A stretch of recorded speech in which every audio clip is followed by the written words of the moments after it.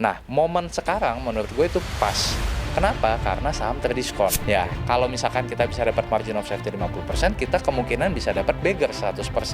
Jadi, gue analisanya itu lebih ke kualitatif dan kuantitatif itu gue combine sebenarnya. Jadi kalau kayak kualitatif itu ya kita lihat growth story perusahaannya seperti apa, kemudian manajemennya juga seperti apa.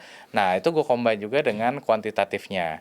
Nah kalau di kuantitatif itu ada laporan keuangan dan yang paling penting itu sebenarnya ada yang membedakan tuh namanya valuasi, bro. Nah ini penting menurut gue valuasi ini. Kenapa? Karena gini, di tengah misalkan kayak kemarin nih saham turun, orang pasti bingung mana yang harus gua average down, mana yang harus gua hold aja, mana yang sebenarnya harus gua cut loss. Semuanya turun. Nah, yang membedakan itu dan mana yang berpotensi untuk rebound lagi. Nah, menurut gue yang membedakan itu ada satu faktor namanya valuasi. Contoh misalkan gini, kalau misalkan perusahaan yang tadinya harganya 10.000 turun ke 7.000, wah udah turun 30% nih. Tapi di harga 7.000, let's say masih over value. Ketimbang misalkan perusahaan B yang mungkin turunnya cuma 15-20%, tapi sebenarnya dia under value.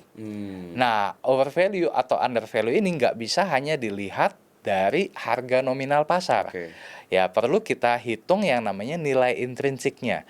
Nah, nilai intrinsik ini bisa dilihat di mana? Itu kita perlu hitung ya dengan metode DCF, discounted cash flow, atau metode dividend discounted model, atau metode EPS growth, atau metode SOTS. Ada banyak metode yang bisa kita hitung untuk menghitung si nilai intrinsik sebuah saham ini.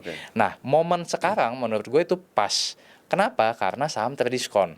Nah, jadi kita perlu hitung saham mana yang secara nilai intrinsiknya itu sekarang jauh di atas harga pasar sekarang. Ya, kalau misalkan kita bisa dapat margin of safety 50%, kita kemungkinan bisa dapat beggar 100%. Ya, jadi itu kita perlu hitung nilai intrinsik namanya. Nah, kebetulan mungkin di bulan April ini, tanggal